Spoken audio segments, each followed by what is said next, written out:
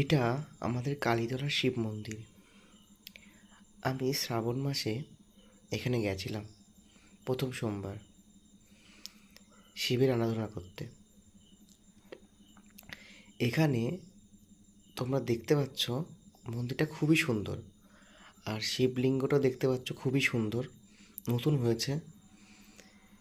মন্দিরটা দেখাচ্ছি, তোমরা দেখো। মন্দিরটা চত্বর খুবই সুন্দর।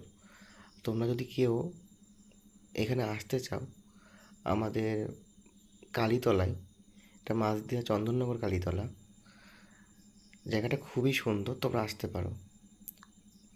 আর মন্দিরটা খুব সুন্দর।